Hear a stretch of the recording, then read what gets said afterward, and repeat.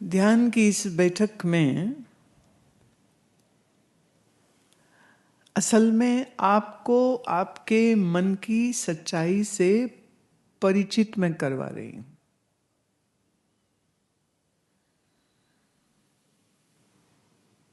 कि मन की हालत कितनी खराब है। तो ज्ञान के लिए जो अधिकार बोला हुआ है, थोड़ा उससे सामना करिए कि आप कहां खड़े हैं।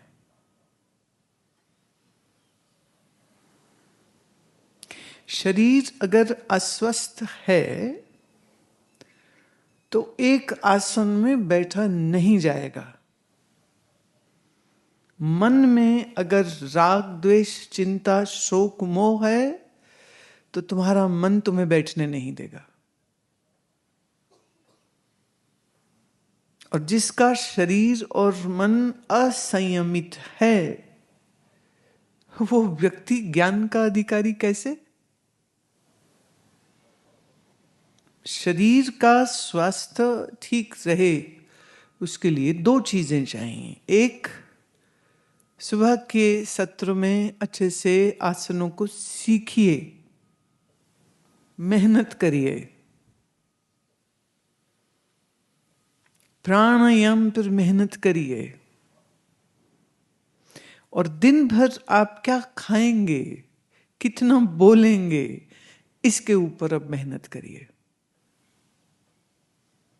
एक सुझाव है कि सुबह जब आसन कराए जाते हैं तो इंस्ट्रक्शंस जब बोले जाते हैं कि अब ये करें, तो जब वो बात आप सुने तो उसको अपने मन में रिपीट करें। अगर ये कहा कि दोनों पैर मिला के खड़े हों, ये आदेश आया है, तो इसको अपने दिमाग में रिपीट करिए कि दोनों पैर जोड़ के खड़े हों। अगर ये आदेश आ रहा है कि दोनों बाहें ऊपर सीधे आकाश की तरफ उठाइए, उंगलियां मिली हुई रहें, अंगूठा मिला हुआ रहे और अंगुलियों के कोण आकाश की तरफ होने चाहिए, और आपकी ऊपरी बांह कान के साथ लगी हुई होनी चाहिए। तो इस पूरी इंस्ट्रक्शन को ध्यान से सुनिए और उसको अपने मन में रिपीट करिए, ठीक जो मैंने बोला। आप में से कौन उसको दोहराएगा जो मैंने अभी बात बोली? हाँ, डॉक्टर श्रुति।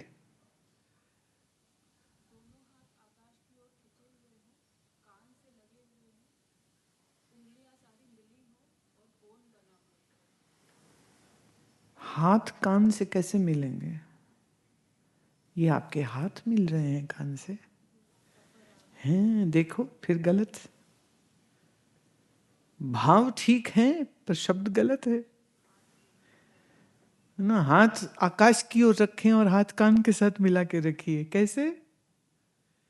ये तो असंभव है, ऐसे तो हो ही नहीं सकता। हाँ, जानिए।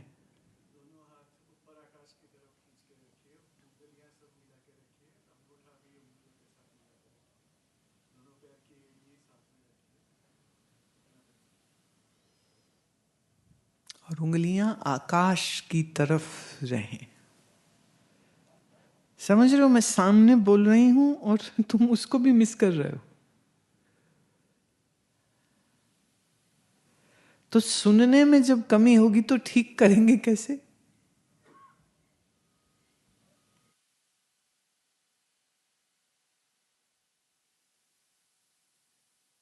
बात समझ रहे हो? तो जो मैं बोलती हूं या जो सुबह योग आसन के समय पर जो इंस्ट्रक्शंस दिए जाते हैं, जब आप उसको ठीक से सुनेंगे ही नहीं तो ठीक से करेंगे कैसे?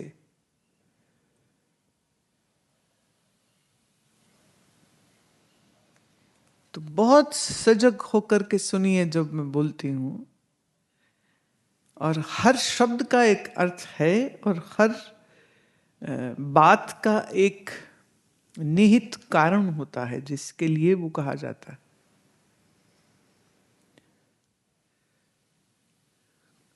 जितना मैं बोलती हूं उसका शायद 40% भी रजिस्टर नहीं होता है,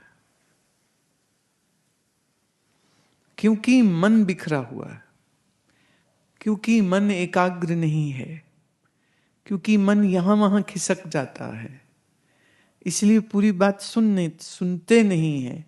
ऐसा नहीं कि सुनना चाहते नहीं है, पर सुन नहीं पाते हैं क्योंकि मन 100% हाजिर नहीं है। मन खिसक जाता है इधर उधर। तो जब सुनना ठीक नहीं होगा तो अभ्यास कैसे ठीक होगा?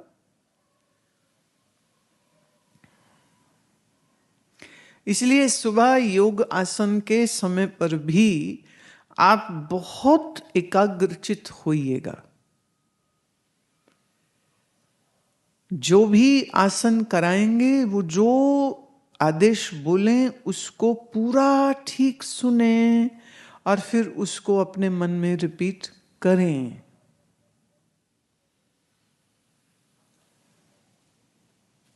जैसे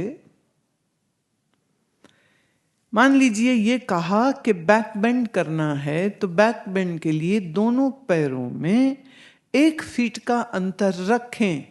तो 1 फीट कितना होता है पता भी तो होना चाहिए।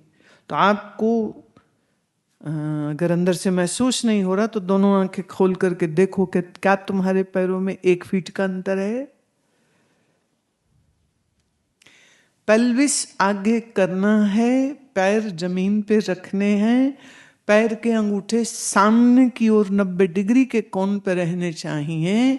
और अब आप अपने लंबर और थोरैसिक रीजन को एक साथ पीछे की ओर झुकाएं।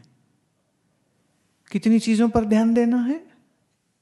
पहले पैरों में अंतर सही है, दूसरे पेल्विस बिल्कुल बैलेंस्ड होना चाहिए। ये नहीं कि बाईं तरफ से आगे आ गया है और दाईं तरफ से पीछे चला गया है, बराबर होना चाहिए।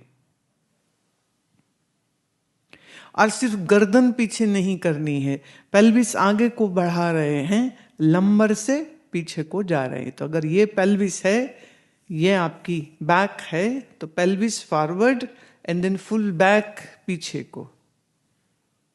अब इसमें ये नहीं कह रहे कि ये सिर्फ गर्दन या सिर्फ थोरैसिक पीछे को, lumbar, thoracic, neck and head, everything going back.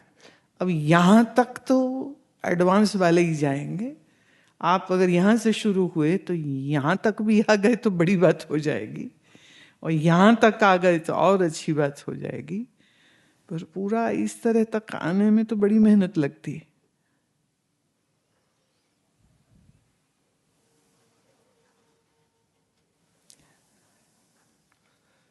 शरीर के प्रति जागृति बनाइए। जैसे अभी आप बैठे हैं तो आपका वजन दोनों नितंबों पर एक जैसा है या एक तरफ ज्यादा और एक तरफ कम है?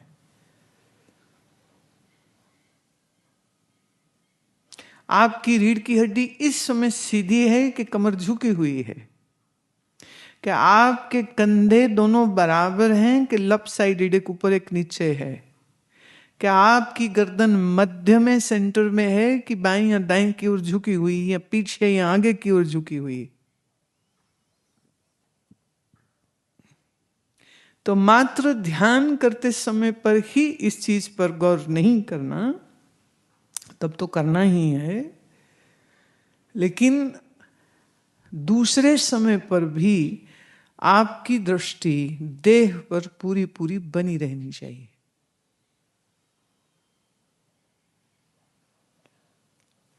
जब आप दूसरे समय पर देह पर दृष्टि ठीक से बना के रखेंगे, तो फिर जब आप अभ्यास के लिए बैठेंगे तब आपके लिए शरीर पर दृष्टि रखना सहज हो जाएगा।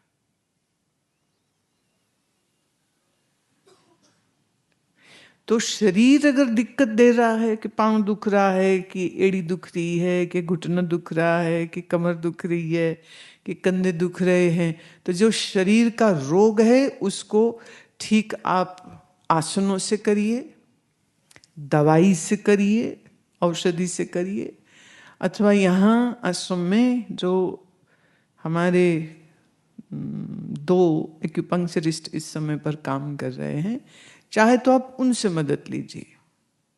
पर शरीर में कोई अकड़न नहीं होनी चाहिए, शरीर में कोई जकड़न नहीं होनी चाहिए।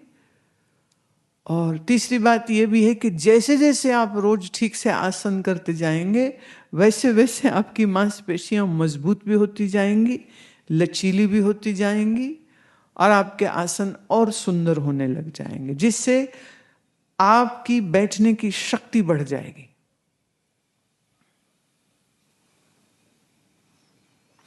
कितनी देर हम बैठ सकें? 2 घंटा और 25 मिनट बिना हिले अगर बैठो तो इसको हम ठीक बैठना मानते हैं। मतलब न घुटना हिले, न कंधा हिले, न कमर हिले, न हाथ हिले, न गर्दन हिले। जब हम अपने विद्या गुरु जी के पास बैठ करके श्रवण करते थे, उस समय पर आयु कोई 13 वर्ष से लगभग 20 वर्ष की आयु तक उनकी बहुत संगति रही। तो वहां आप हिल नहीं सकते, इजाजत नहीं, बाएं दाएं देख नहीं सकते, गर्दन घुमाना दूर की बात, आंख घुमा के देख नहीं सकते। पूरा समय उनके चेहरे पर दृष्टि रखनी होती थी, और जरा सी भी आंख इधर उधर गई या आसन ढीला हुआ या ऐसे ऐसे थोड़ा कमर घुमाई तो वो कहते थे, क्यों थक गए, चलो घर जाओ फिर। अरे घर कौन जाना चाहता है? हिले तो गए। तो सावधान होकर के बैठने का अभ्यास उनकी इस कड़क सख्ताई के कारण हमको मिला। जिनके गुरु ज्यादा ही नर्म होते हैं उनके चेले निकम्मे होते हैं।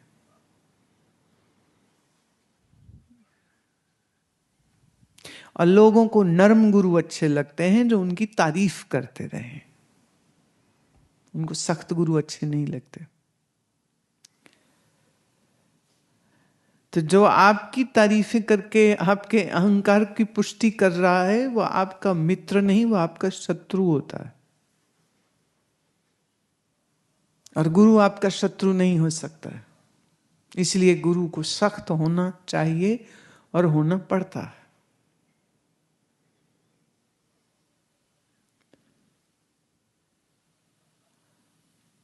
एक उदाहरण मैं एक और देना चाहती हूं। जैसे यहां आश्रम में जो लोग भी जल उपवास करते हैं, वाटर फास्टिंग करते हैं, उन सबका यह अनुभव रहा है कि जिस दिन वो उपवास करते हैं उसके अगले दिन आसन ज्यादा अच्छे होते हैं, ऊर्जा ज्यादा अच्छी होती है, शरीर ज्यादा फ्लेक्सिबल होता है, नर्म होता है, लोच वाला होता है। क्यों? जब आप बाहर से भोजन ग्रहण नहीं करते हैं तो आपके रक्त में शक्कर अपने आप कम हो जाती है, और शरीर में जो इन्फ्लेमेशन, जो सूजन आती है, वो सूजन भी इसी शक्कर की अधिकता से आती है। इसलिए जब आप भोजन बाहर से नहीं खाते हैं तो आपके शरीर में पहले से ही बहुत सारी ब्लड शुगर होती है। इसलिए एक दिन में कई बार इतना फर्क कईयों को महसूस नहीं होता, पर 2 दिन 3 दिन जो कर सकते हैं तो वो सबका ये अनुभव है कि ताकत बढ़ती है, ऊर्जा बढ़ती है, आसन अच्छे होते हैं, और दिमाग इधर उधर नहीं जाता है, और एकाग्रता अच्छी होती है, तो सीखना पढ़ना ज्यादा सुंदर और आसान हो जाता है।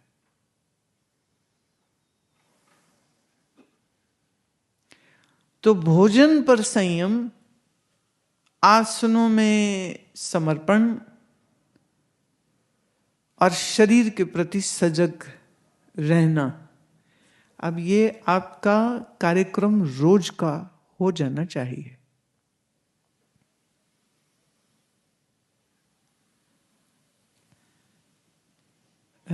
जैसे जब आप सुबह के ऊर्जा ध्यान में कपालभाति और भस्त्रिका का प्रयोग ज्यादा है, जब आप उसको करते हैं तो उसमें भी बहुत लोगों को थकान लगती है, छाती में पेट में को तो दर्द सी हो जाती है।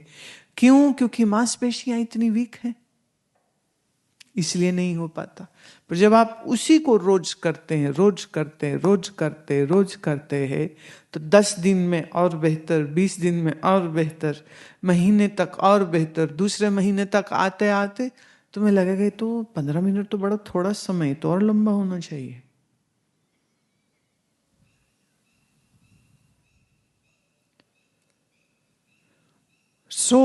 वेदांत श्रवण पर तो ध्यान है ही, लेकिन अब उससे ज्यादा ध्यान आपके शरीर पर, आपके भोजन पर, आप कितना बोलते हैं उस पर, आपके विश्राम पर, सब पर दृष्टि दीजिए आप।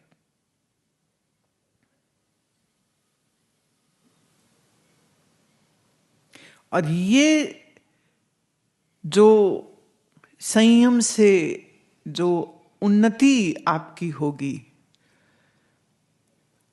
वो आपकी अनुभूति होगी, आपकी प्राप्ति भी होगी।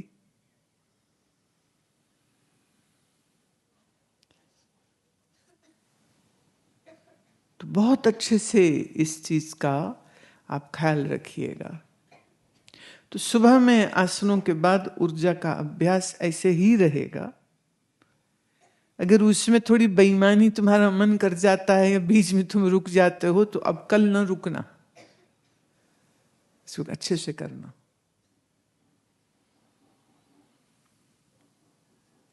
सुबह जो तुम आसनों के समय पर मेहनत करोगे, वो जब आप मेरे पास सत्संग के लिए बैठोगे, ये उसमें आपकी मदद करेगा। और शाम को जब आप ध्यान के लिए बैठोगे, ये ध्यान जो मन को स्थिरता ला करके देगा, तो अगले दिन सुबह के आसन प्राणायाम के लिए भी तुम बहुत अच्छे से तैयार हो जाओगे। और फिर मेरे साथ जब बैठोगे तो उसमें भी तुमको ज्यादा लाभ होगा। तो एकाग्रता, धैर्य, सजगता को बढ़ाने की आवश्यकता है।